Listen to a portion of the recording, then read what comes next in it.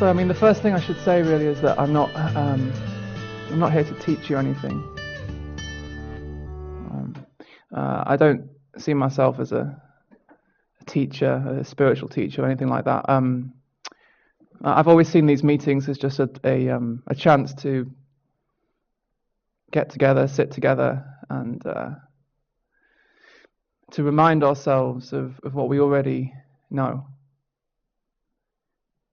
So I don't have anything to give you. I don't have anything to add to you. I don't have anything that you don't.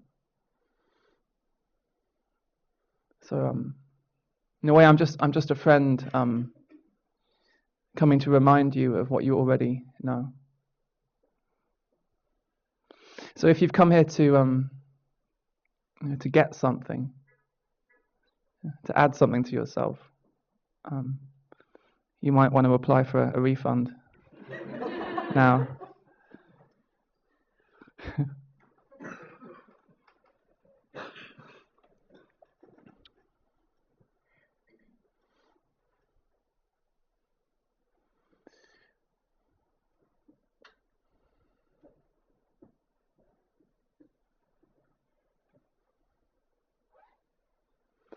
So the problem with non-duality, or oneness, wholeness, whatever you want to call this, whatever this is about, is that ultimately you can't talk about it. Ultimately, you can't talk about non-duality. You can't talk about non-separation, because when you're in the world of language, the world of words, language, thoughts, you're always in the world of two, the world of duality, the world of this, that, up, down, left, right, me, you, past, future, inside, outside, awakened, unawakened, enlightened, unenlightened, here, there, complete, incomplete, blah, blah, blah. So, how is it possible to use words which are inherently dualistic to capture something that's beyond duality, or prior to duality, or however you want to say it? So ultimately, you can't talk about this. Another way of saying that is you can't put life into words.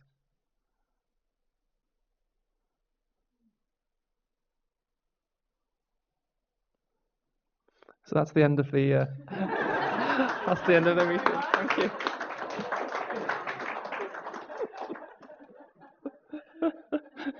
It's such an easy job. You just sit here and say you can't talk about this, and then you.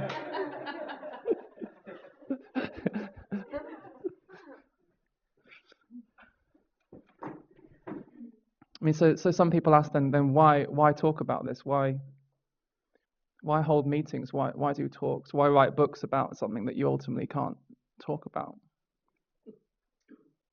That's a very good question. The one answer is, well, why not? There's something quite delightful about sitting here and sharing this, something that's so intimate, actually.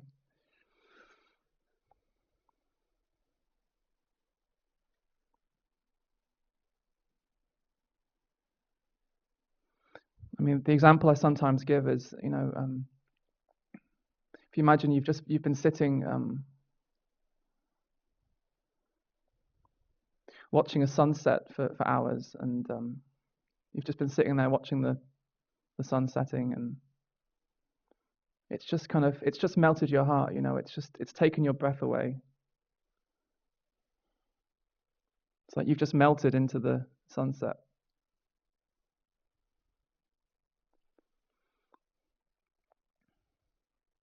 It's like you've been absorbed into the sunset. It's like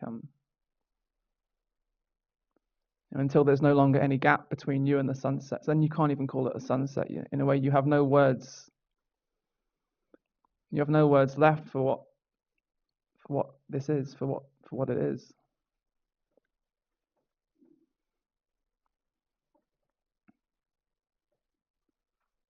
It's like quite literally, you are in love. You are in love with the sunset. You have fallen in love with the sunset. The you, the separate you, has fallen away, has fallen in love with the sunset. So you sit there for hours, and then at some point you remember that you have a life, and you have to go back to it. So you get up and you go home, and you know that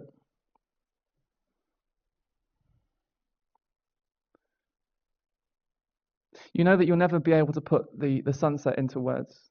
You know that no words could ever begin to touch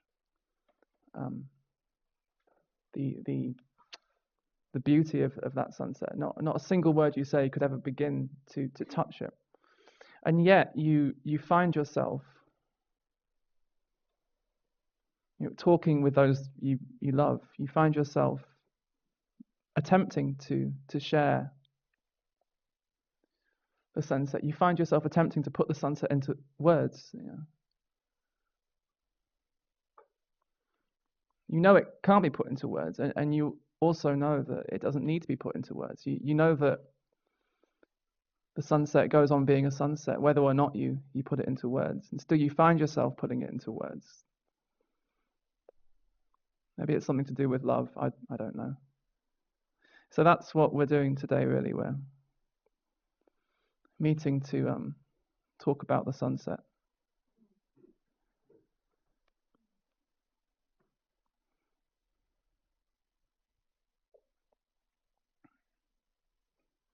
We're meeting to share the sunset, and in a very mysterious way, it's the sunset sharing with itself. It's not really that a separate person is talking about something separate called the sunset. It's the sunset is putting itself into words. Why? Well, why not?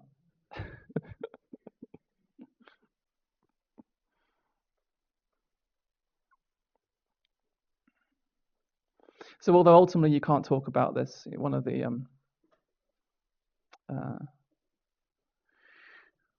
things we can apparently do as human beings is to meet like this and share something that's really too intimate for words, too present for words, too alive for words.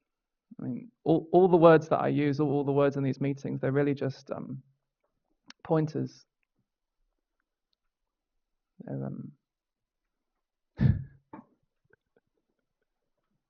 Richard's crawling around the room.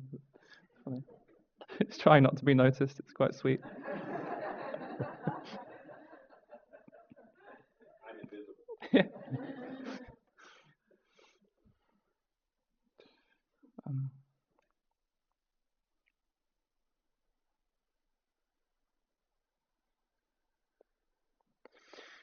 So it's not about the words. So beyond all the words that we use in these meetings, beyond all the questions and the answers, something else is happening, and that's what all these words are really pointing to, attempting to point to. Really, all I'm ever talking about is life itself. I'm not here to tell you about some special state that I've entered, that you might be able to enter one day if you're lucky enough or work hard enough.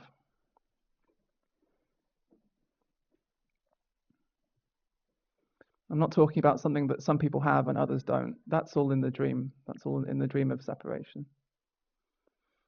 What we're sharing in these meetings goes beyond that whole dream of I'm enlightened, you're not. I'm awakened, you're not. I'm in oneness, you're still in two-ness.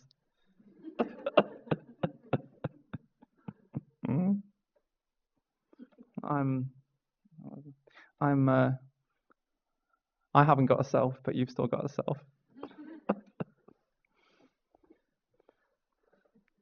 I have no thoughts, but you still have thoughts.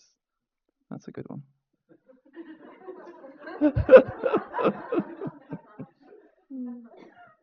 The best one is I'm not a person, but you're still a person. So what we're sharing really goes beyond that whole game of I have something that you don't. So I'm not here to enlighten you. I'm not here to transmit enlightenment. I'm not here to awaken you or help you actually in any way.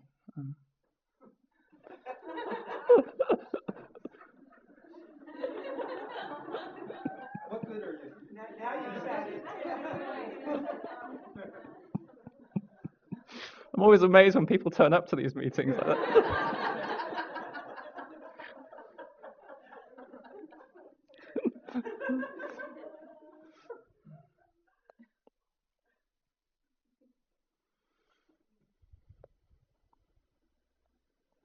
I'm just here really to talk about life and the possibility that there was never anyone here separate from life. The possibility that there was never anyone here separate from what's happening, separate from present sights and sounds and smells and thoughts and feelings.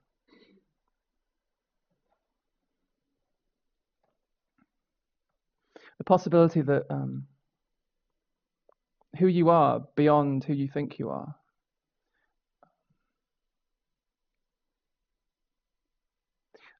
is inseparable from what life is beyond what you think about life, beyond your concepts about life. Who you are beyond your story about who you are is identical with what life is beyond your concepts about life. So the beauty of this message is it can't be understood. I mean, if you sit there for the next few hours trying to understand, with the mind, no doubt confusion will appear. And a lot of people come to these meetings and they come up to me afterwards and they say, Jeff, I didn't understand a word of what you said.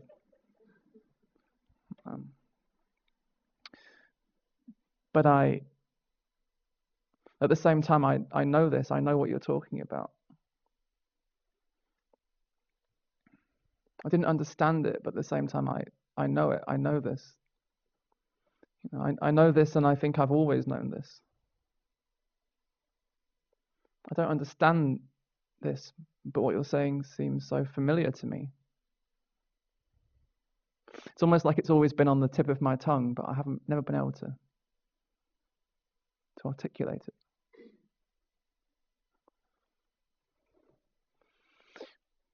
Well, of course you know this because you are this. Really, in these meetings, all we do is point back to what you are.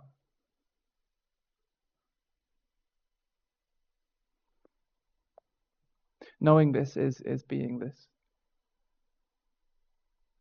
So I don't need to come here and teach you how to be this. I don't need to teach you how to breathe, how to sit on a chair, how to smile.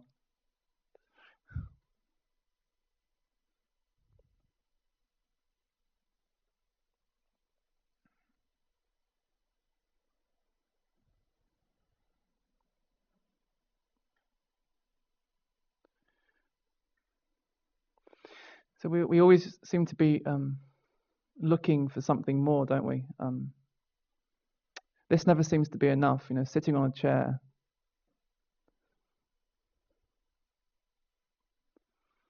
Breathing happening, sounds happening, thoughts appearing, feelings in the body happening.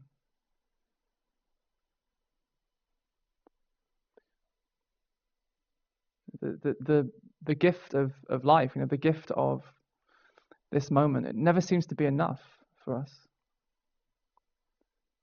This is a very mysterious thing. Why does this never seem to be enough?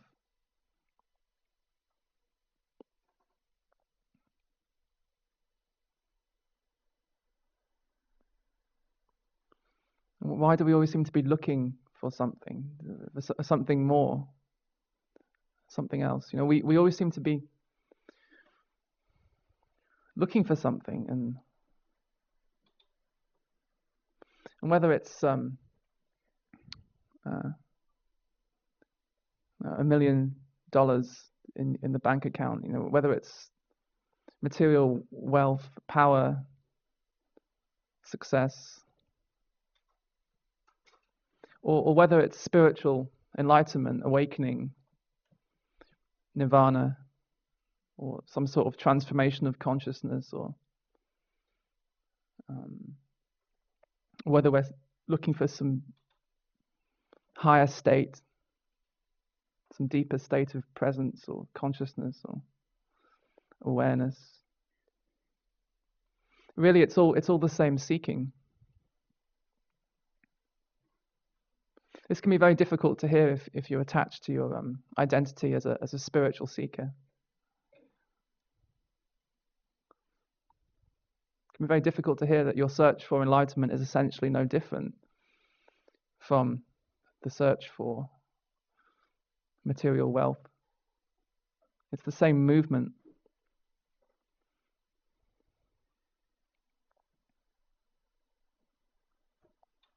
Spiritual seekers don't like to hear that one.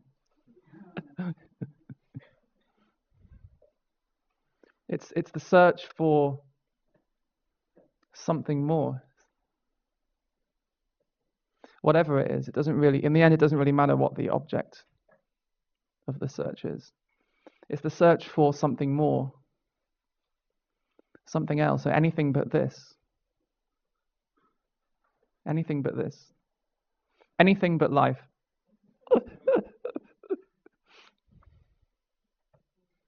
Anything but life as it's appearing.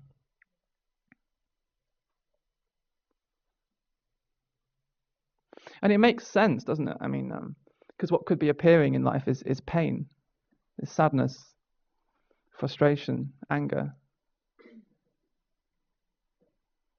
So it seems logical, even sensible maybe, that we start to look for a way out.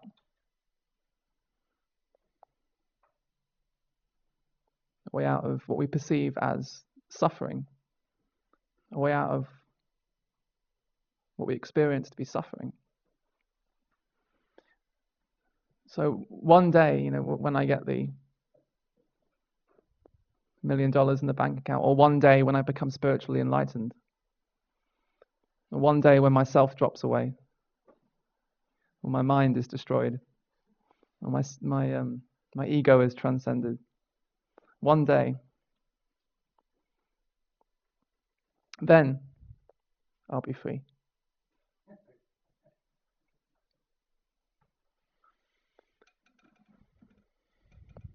I'm incomplete. One day I will be complete. I'm incomplete. I am not whole. One day I will be whole. One day, once I get rid of my pain, once I get rid of my sadness, once I get rid of my anger, frustration, fear, guilt, one day, once I get rid of myself, one day, once I get rid of the seeking, then I will be complete. Then there will no longer be seeking.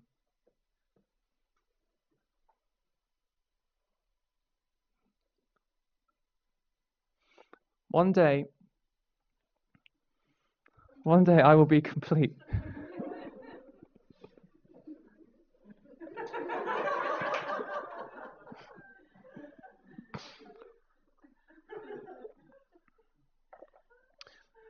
One day I will be complete. And obviously when I'm complete, finally, I'll no longer be looking for anything.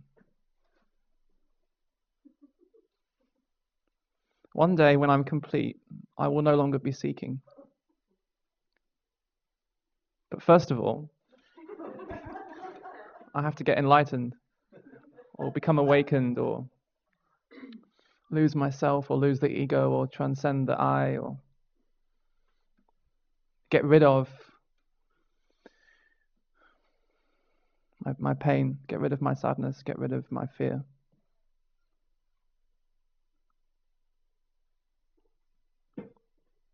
One day there will be no seeker.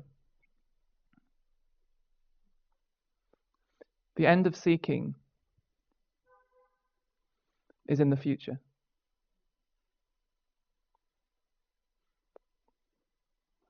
One day. And until that day comes, I'm going to be looking for it. I'm going to be seeking. What we're really doing, you see, is seeking the end of seeking. We're trying to find the absence of the seeker, actually. We're trying to get rid of the one who is looking.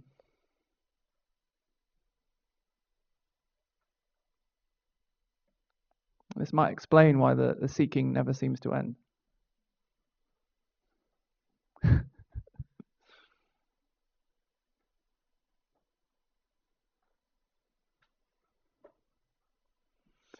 So this is a very strange thing that humans do, and why does this happen? Why do we always seem to be seeking?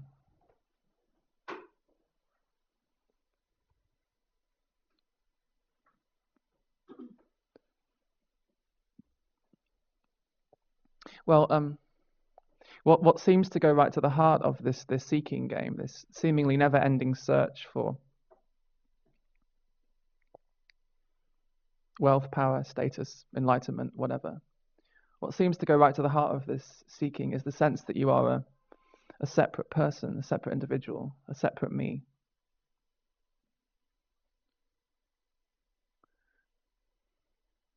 A separate self, a separate mind, a separate ego, a separate person, whatever words you want to use. What goes right to the heart of the seeking is the sense that there's someone here, some sort of entity here separate from life. That there is a wave here separate from the ocean.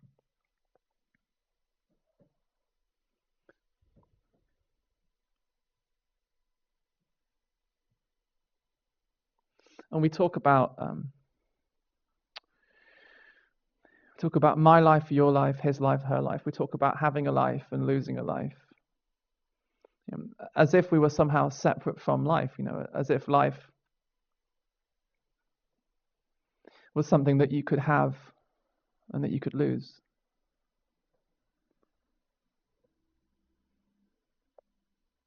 See, I have a life. One day I'm going to lose my life, and that's death.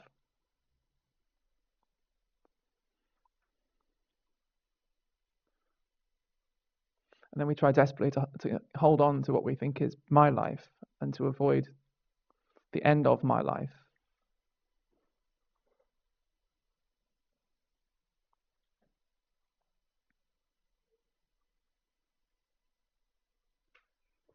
It's like a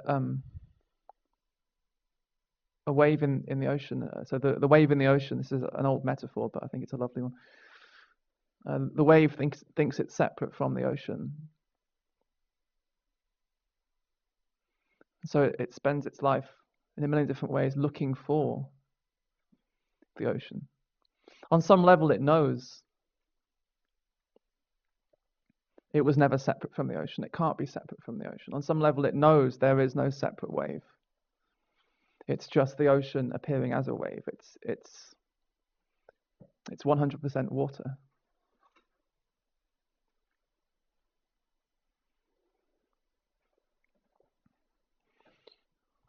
So the wave spends its life looking for the ocean. And the wave says to itself, one day, once I get rid of pain, sadness, anger, fear, one day, once I get rid of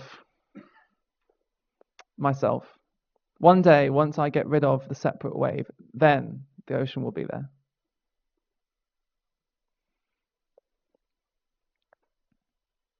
One day, once I get rid of the individual, the separate me, then there will be oneness, there will be wholeness. This is a real trap on the so-called spiritual search. People get this idea that, first of all, they have to get rid of themselves before there can be oneness, wholeness.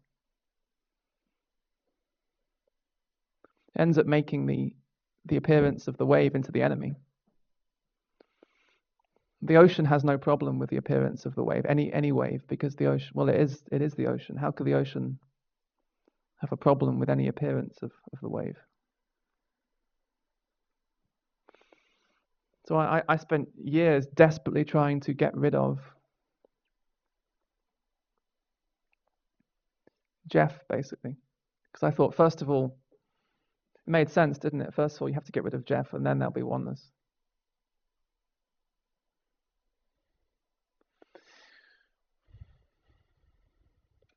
But in the end, it's water fighting water.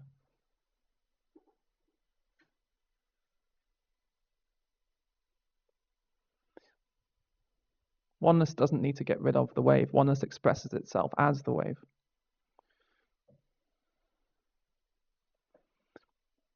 Oneness even expresses itself as a seeker looking for oneness.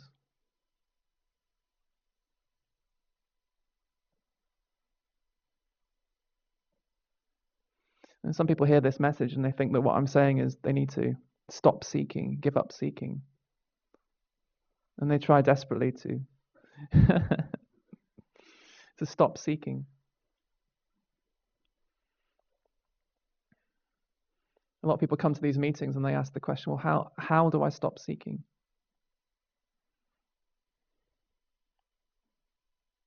Of course, it's always the wrong question. The real question is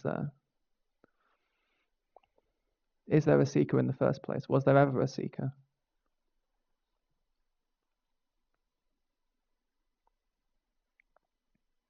So the question, how do I stop seeking? How do I stop looking? Is replaced by the question, is there a seeker? This is kind of the assumption on which the whole search is based. That there is a seeker here, that there's someone here looking for something. That there's someone here separate from life.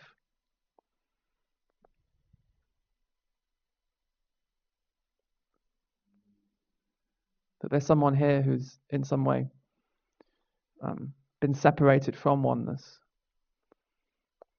who needs to find oneness again.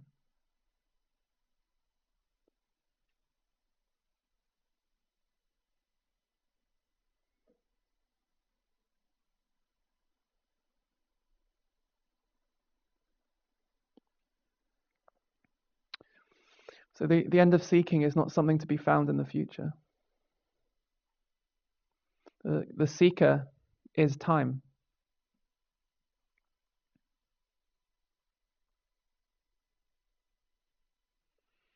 The end of seeking isn't an event or an experience that will happen one day in the future. The end of seeking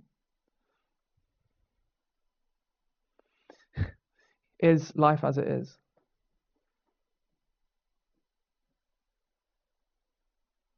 In life as it is, if you look with fresh eyes, you will never, ever, ever find a seeker. In life as it is, you will never find someone looking for something. Life itself, life as it is, isn't seeking anything. It's simply appearing as this, as every sight and sound and smell.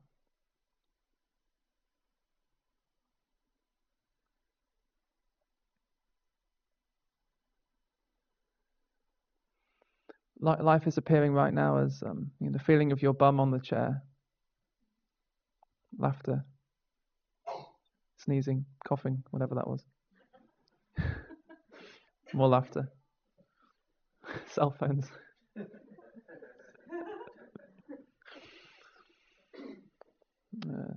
Feelings in the body, thoughts appearing.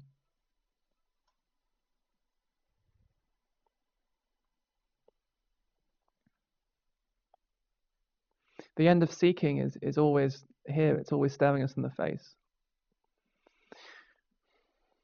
But we miss it, we miss it. Because we're looking for something.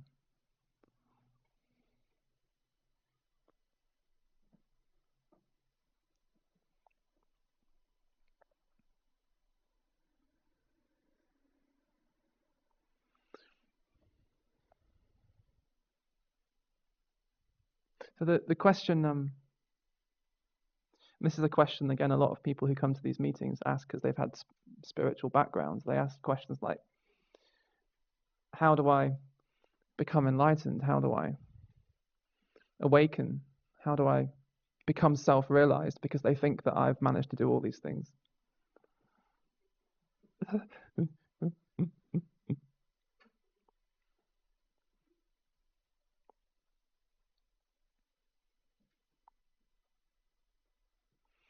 So it's really interesting if you, when someone asks me the question, how do I become enlightened? And then I ask them, well, what do you mean by enlightenment? So first of all, they'll start churning out all the stuff that they've read about enlightenment. First of all, they'll start repeating all the secondhand concepts that they've picked up about enlightenment from the teachers, from the books. And then once they finish that, you ask them again, so what does it mean to you? What's enlightenment to you? And when you manage to get through all the defenses, what everyone ends up saying is something like this. They say, once I become enlightened, or once I become self-realized, or once I merge with the infinite, or once I lose myself, or once my person drops away, then I won't be sad anymore. I won't feel pain anymore. I won't be afraid anymore.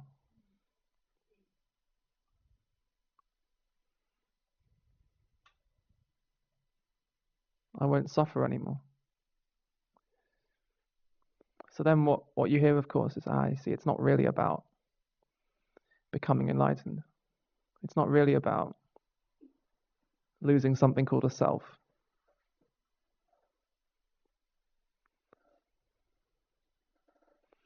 It's you don't want to be sad anymore. You don't want to feel pain. That's what it's really about. When you're honest, that's what it's really about. I look back at my desperate search for enlightenment, and I think, what was I actually looking for? I don't even know anymore. I was so certain of what I was looking for. I was so certain.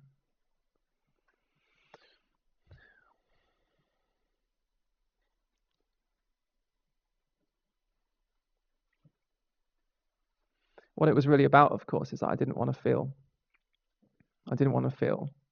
human.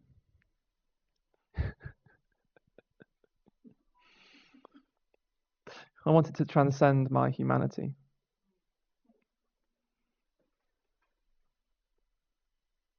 I didn't want to feel pain, sadness, anger, fear, whatever. Because a lot of the spiritual teachings made it sound like all of that was some sort of mistake, that our humanity is some sort of a mistake.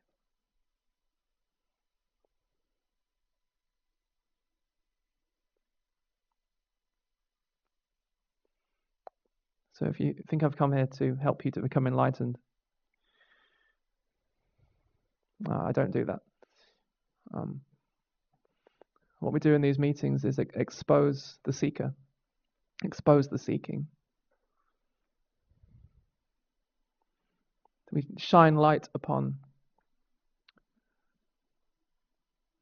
this movement, this seeking movement, the seeker, to literally to enlighten the seeker. See, the seeker thinks that they're going to become enlightened.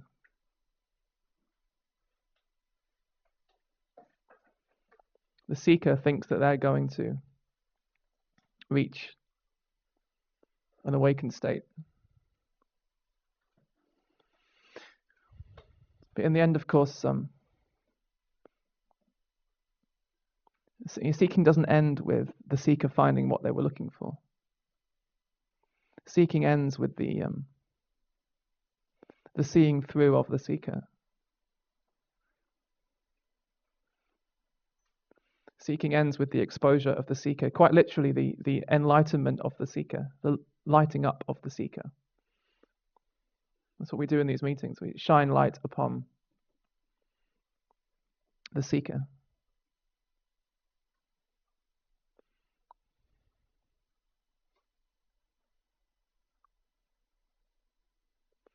Shining light on the one who is trying to escape life.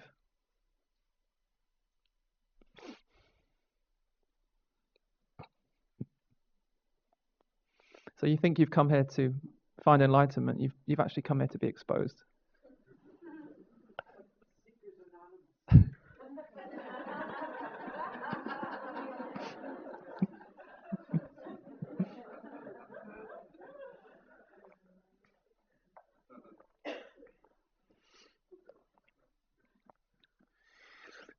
So the question, how do I become enlightened? Or how do I become awakened, or how do I transcend the self, or how do I become whatever, self-realized? It's really identical with the question, what am I running away from? You know, the question, what are you seeking, is really identical with the question, what are you running away from? What don't you want to feel? What don't you want to experience?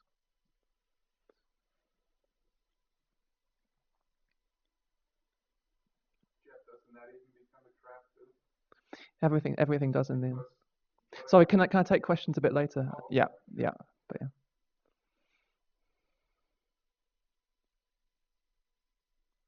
Oh yeah, I mean, of course, anything I say can be taken by the seeker and used. Okay, so that's the new goal. So now I have to stop seeking, or now I have to accept everything lovingly, or now I have to stop resisting, and that becomes my new goal. I have to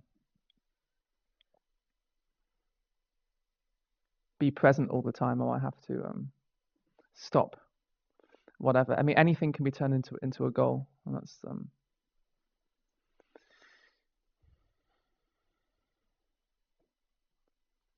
but then of course that can be seen as well. So I need to stop resisting. That form of seeking can be seen as well. Well, then of course, well, then now I have to see everything. So in a way, you can't win in the end. You know, we're talking about this, but just be aware of that.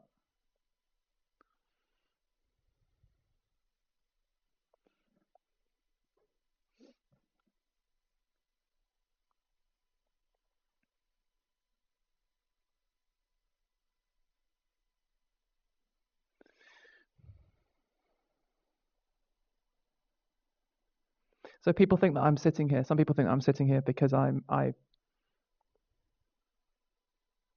searched and searched and I found what I was looking for. Well, I managed to escape life somehow.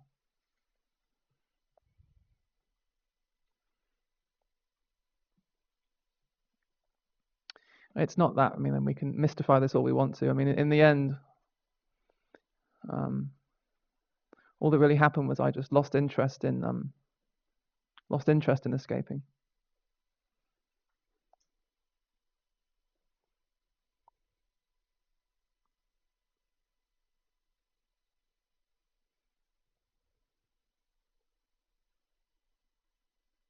We're so busy looking for some other experience, some more pleasant experience, or more peaceful experience, or some happier experience, or a more enlightened experience.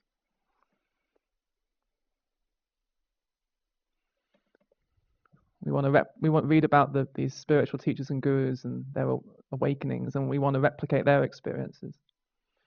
And we try and do that. We want some second-hand experience.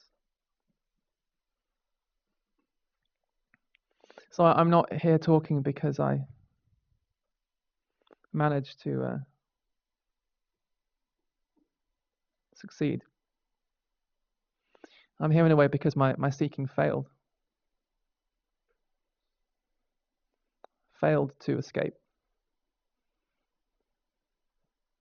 And in that failure, of course, what was discovered was actually there's no one here separate from life who can escape. There's nothing to escape from. And that life itself, life as it is the end of seeking. Life as it is what we've always been looking for. We just didn't realize it. We run away from life as it is, and all the while, actually, what we deeply long for more than anything is life as it is. Because life as it is home. What we long for more than anything is to come home.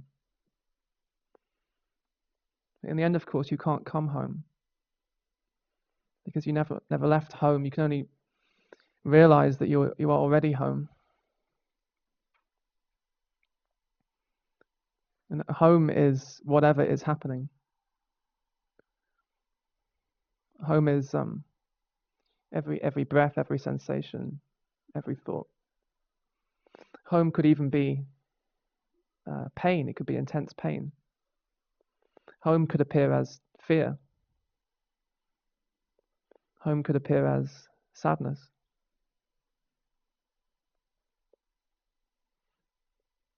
Home can appear as whatever's appearing. What happens, of course, is say pain appears. So say physical pain appears. As long as this body is here, physical pain is possible.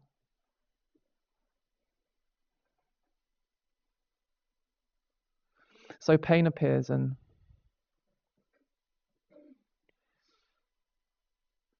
there is an ownership of pain. So suddenly it becomes my pain. Pain is owned, or sadness, or fear, or anger, or whatever. So pain is owned. It becomes my pain. And in that ownership,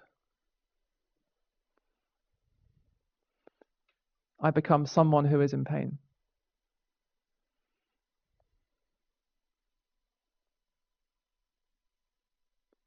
And now the seeking begins, because I don't want to be someone who is in pain.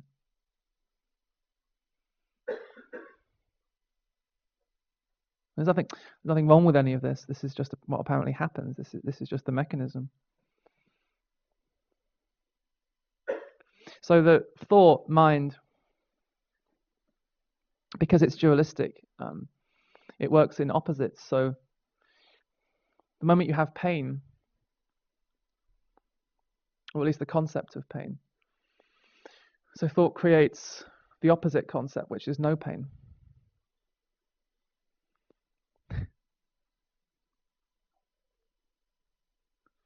And now there's the attempt to move from one to the other. There's the attempt to move from pain to no pain. This is the seeker. This is the seeking. But of course, in that seeking, we get the identity. We get to keep the identity of the seeker. We get to keep the identity of the one who is in pain. I am in pain. One day I will no longer be in pain. This is the definition of suffering. The pain isn't the problem. Sadness isn't a problem. Fear isn't a problem. Anger isn't a problem. The problem is, or the apparent problem, because ultimately there are no problems, but the suffering anyway is the one who is in pain. The suffering isn't the sadness, it's the sad person. The suffering isn't the anger, it's the angry person.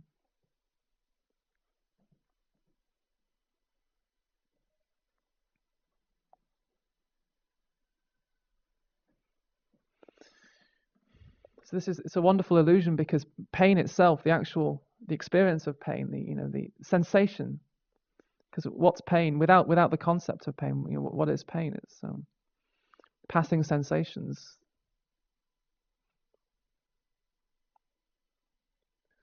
A feeling in the body. A sensation has no opposite.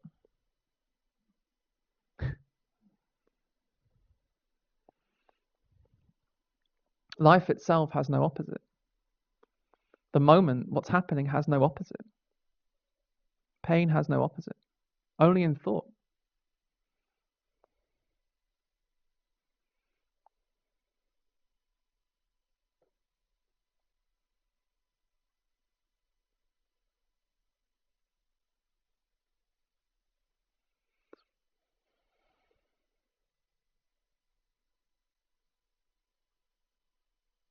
So there's the attempt to move from pain to the absence of pain.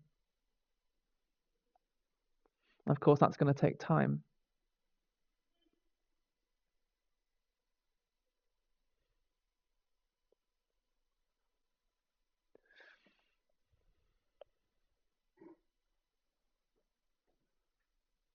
Of course, this movement isn't really possible. And this is in a way, this is the definition of suffering. Suffering is an impossible movement.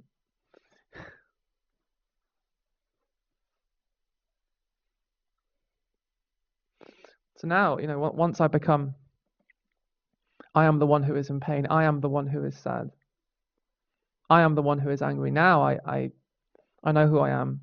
There's a kind of a safety, a security in it. I am someone who's looking for something. And now I go to my teachers, my gurus, and they can teach me how to be free from pain, sadness, anger, suffering.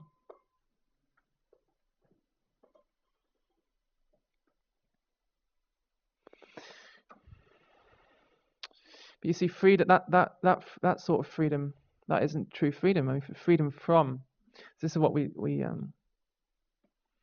lot of times when we think about freedom, that's what we think about. That's what we're looking for. Freedom from. We want freedom from pain because we think it's my pain. I think it's my sadness, my anger. So I want to be free from my pain, sadness, anger.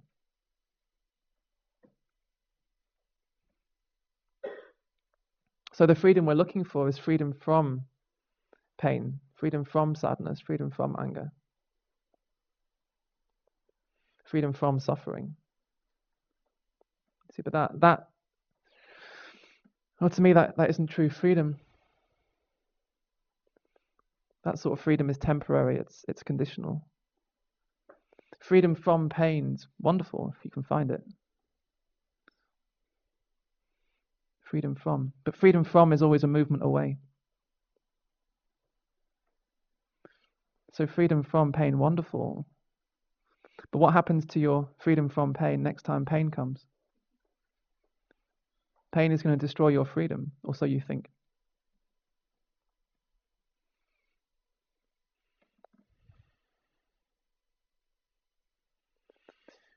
So freedom from isn't true freedom. The true freedom is freedom in. Not freedom from pain, anger, sadness.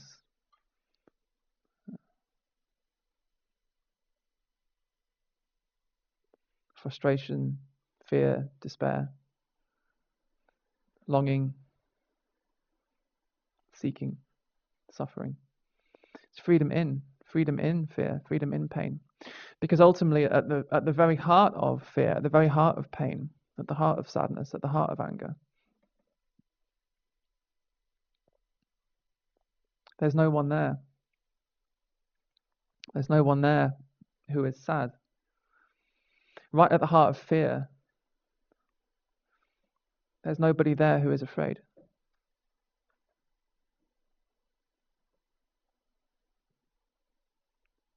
Right at the heart of pain, there's no one there who's in pain. There's just pain happening.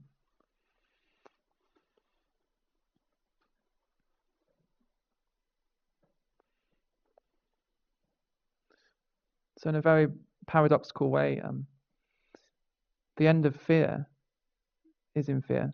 The end of pain is in pain. The end of suffering is in suffering. The end of seeking is in seeking.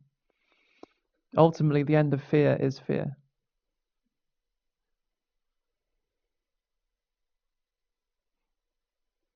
The end of sadness is sadness. The end of suffering is suffering. This makes no logical sense.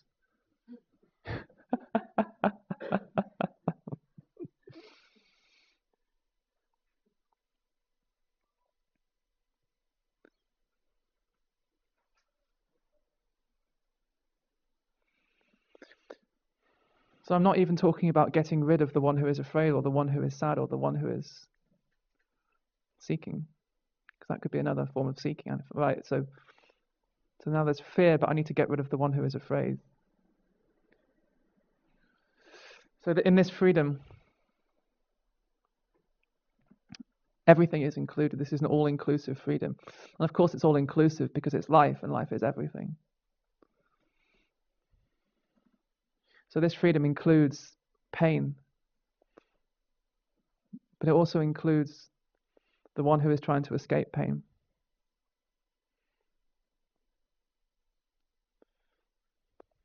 That can be there too. So there can be fear. And there can also be the appearance of someone trying to escape fear. And that can be there too. That can be okay.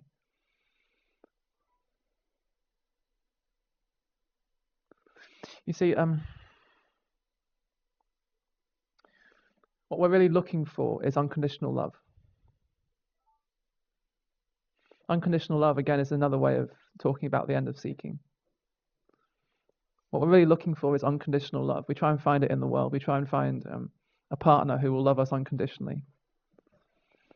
Or we look for a guru who will love us unconditionally.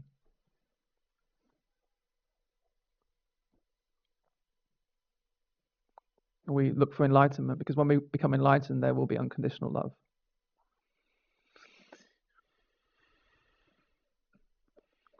What we're really looking for is unconditional love. I want to be loved unconditionally, in my pain, in my sadness, in my total imperfection, in my failure.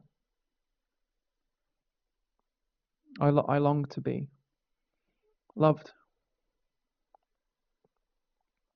Again, unconditional love is the end of seeking. This can cause some conflict. If you're looking in a relationship, if you're waiting for someone to love you unconditionally, 24 hours a day, 7 days a week, good luck.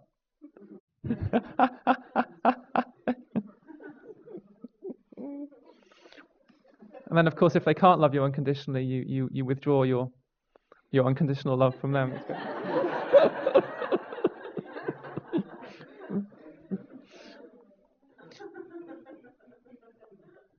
So what we're really looking for is unconditional love. So again, unconditional love isn't something that you can find in the world of time and space.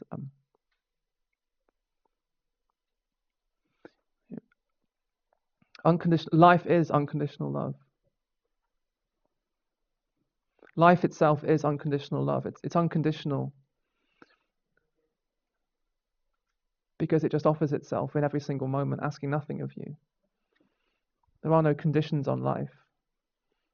Sight, sounds, smells, sensations, simply appear. Even pain, sadness, anger, they just appear. They don't. Life doesn't ask you.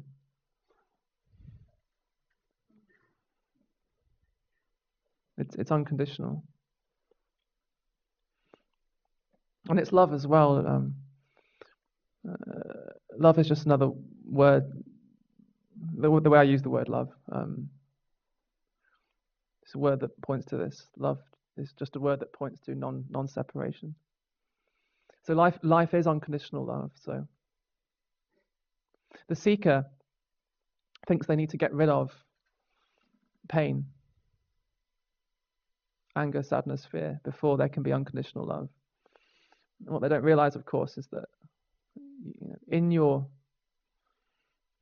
pain, in your anger, in your sadness, there is already unconditional love. In a sense, your pain, your sadness, your fear is already appearing in unconditional love. In your pain, in your sadness, in your fear, you are unconditionally loved. But this love is so unconditional that it doesn't even reject the one who is trying to escape. Life never says that can't be there. So there can be fear, and that appears in unconditional love. And what is also unconditionally loved is the one who is trying to escape fear. The one who is trying to escape fear and the one who is failing to escape fear. The one who is in pain and the one who is failing to be free from pain.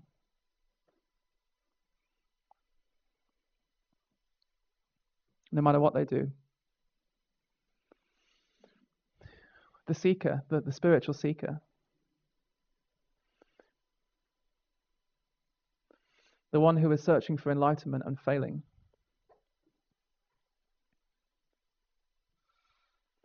the one who is trying to be perfect and can only be imperfect. All of this is life, so it's loved. It is unconditional love.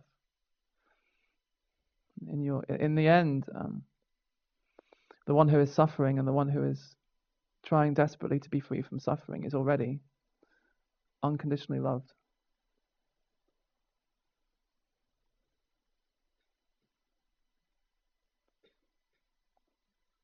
The one who is trying to understand this and who can't understand this,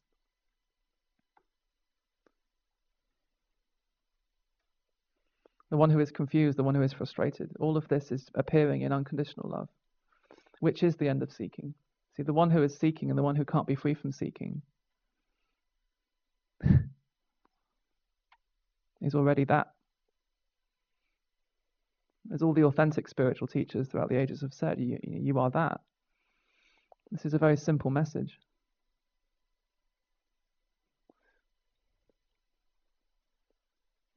It's the simplest message of all. You are life.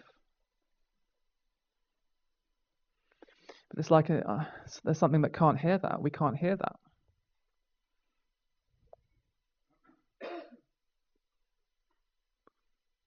Well, yeah, of course we can't hear it. We don't want to hear it because we don't want to die. In a way, this message is about death. Death of the seeker.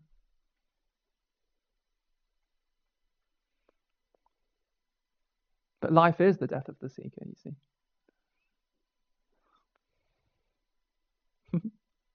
Life is death.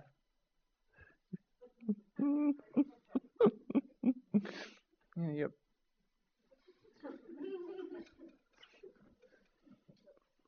Your absence, the absence of a separate solid entity, me, is the presence of the world. I mean, this will never be understood. This cannot be understood, and this does not need to be understood. You don't need to understand life. You don't need to understand the chair that you're sitting on. You don't need to understand breathing or the heart beating, or in the end, you don't even need to understand fear or anger or sadness. Or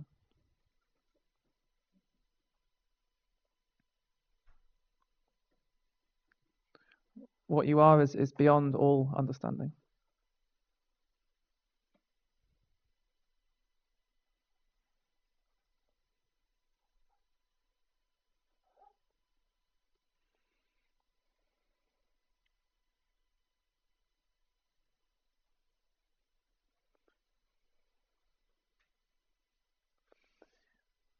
So I'm not here to fix you.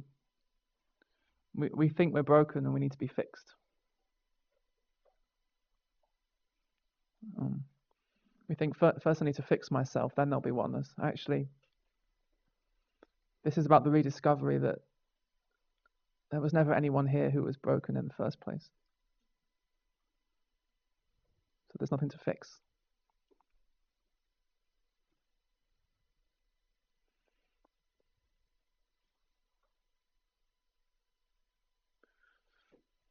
Freedom is there in your brokenness.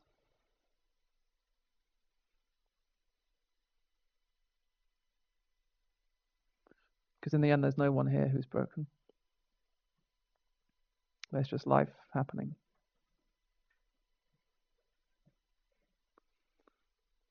So I can't offer you anything else. Sorry.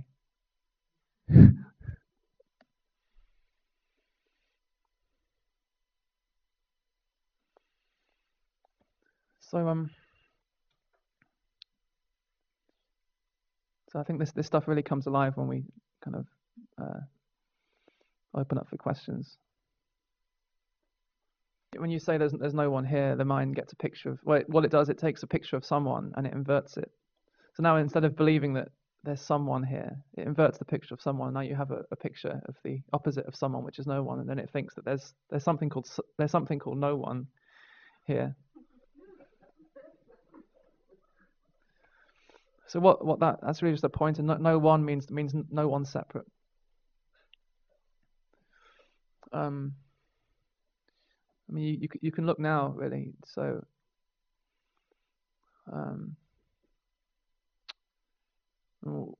we say, you know, I am seeing, I am hearing, I am thinking, I am feeling. But you know, assuming that there's somebody here, there's some entity here, doing, seeing, doing, hearing, doing, thinking, that there's someone at the center, that there's someone in here looking out. But we never really stop to question that assumption. Really, it's very simple when you look. You know, so right now, you know, sounds are happening. Sounds in the room, and the sound of this voice, and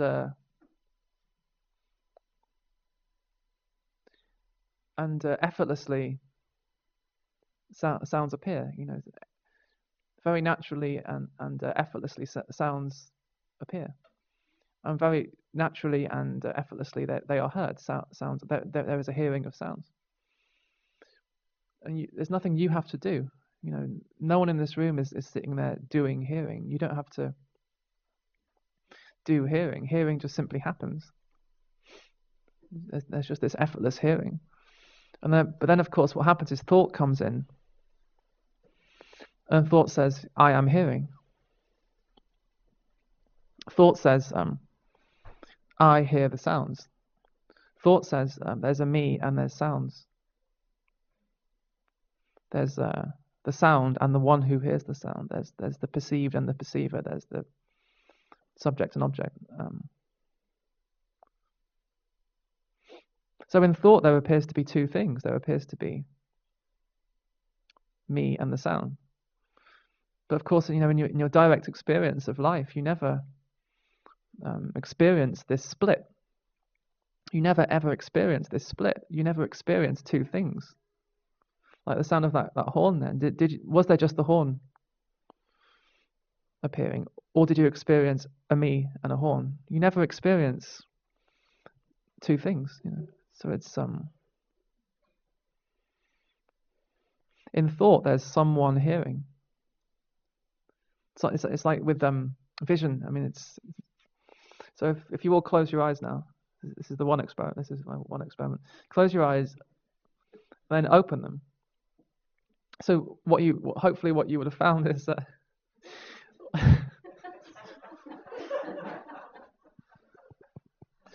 and I haven't found anyone yet who hasn't found this. The eyes open and this appears. The world appears, sights and colors and movement and there's just this effortless seeing. And again, no one in this room is having to do seeing. You don't have to say to yourself, right, I'm going to see now. So seeing just happens effortlessly, and but then thought comes in, and thought says, I see. Thought says, I see you, or I see a world, I see the room. So there's someone in here looking out at the room. But again, in your direct experience, you never experience this split. You never experience a me and a room. You never experience me and world. All there is just this effortless seeing. There's just this unitary movement of life, with no one here doing that. There's no one here separate from that. So in thought, there appears to be someone seeing, someone hearing, someone thinking, someone living life. But beyond thought, that's the question is there anyone here doing this? Is there anyone here at the center? What about when decisions have to be made? For example, I used eating. I have to pick up a fork. I have to get the food. I might have to go to the market, or the market doesn't just come to me. I might have to make money to go to get the food at the market. Well, yeah, of course, this isn't.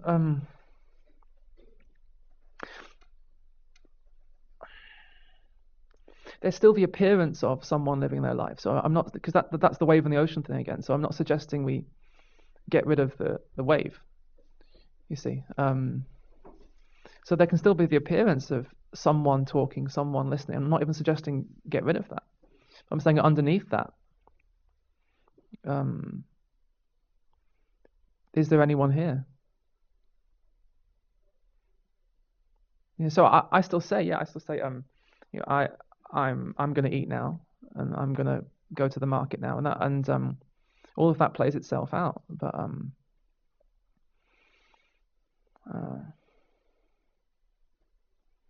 so you can still say I see, I hear, I think, because you don't need to, because otherwise you end up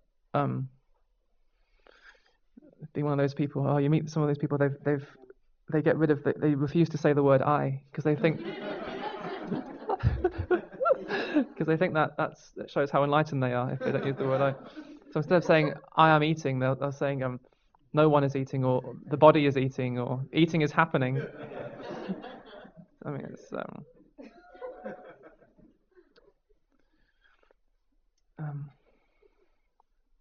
so it's like life is happening. So seeing is happening, hearing is happening, and within life happening, there's the appearance of someone seeing, someone hearing, someone thinking. But it's just an appearance. When you really look, it's not there except in a thought story. So it's a mystery. I mean, this is the thing. You can't. This is thought trying to understand essentially its own absence. It's like how can you understand the absence of the one who is trying to understand? I mean, how is that possible? Exactly. So in that moment then, when you were laughing, where was the confusion? I mean, where was the attempt to understand? There was just laughing. Then it's only in hindsight you would say, yes, I was laughing, but laughter happened. Laughter just happened. And then we say, I laughed, because we can use ordinary language. So, but it's all happening within this mystery, So in the end, it's even beyond no one and someone, because this is still the mind. This is still thought splitting no one, someone, no one, someone. It's no one. It's no one appearing as someone. It's oneness playing the game of being someone. You see, that's how oneness. It's like oneness celebrates itself. That's how it dances. It appears as these waves. So we don't need to get rid of the waves. This isn't about getting rid of the wave. It's in the end, it's like a seeing. It's like a seeing of the wave, a seeing through of the seeker. Is it about the coexistence of them in some way? Well, this is the thing, because they're not two things that coexist. If there were two things, you'd have to find some way of helping them to coexist. If there were two things, you'd have to find some way of making them one thing. But I'm saying it's oneness. It's oneness appearing as the character. So in the end, this is still thought. This is still language. So in the end, there's not even oneness in the character. You see. Because then, once we say oneness, we get this idea of oneness is this blank, empty space kind of behind the world. But in the end, it's oneness appearing as a world, so it's oneness is the world. And at that point, you can't say anything. So this is really like the edge of language. I mean, it's the edge of language. You can't really. You can't talk about this. So it's like people ask, well, where is oneness? You know, when will I find oneness, or when will I coexist with oneness, or whatever? But what they can't see is it's there. Whatever oneness is, whatever word you want to use, oneness, life, nothing, everything, it doesn't matter. Whatever that word points to, it's there in the very sound of your voice asking the question, what is oneness? That's oneness expressing itself as that, you know. So in the end, this isn't an escape from humanity. This isn't an escape from our humanity, because who would escape? That's the thing. Who is going to escape? It's a total embrace of humanity. Oneness. It's not get rid of humanity and then there's oneness, or get rid of the personal and then there'll be the impersonal and that will be oneness. It's completely dualistic, isn't it? So it's oneness appearing as this. You know, sitting on this chair, talking, not talking, whatever, smiling.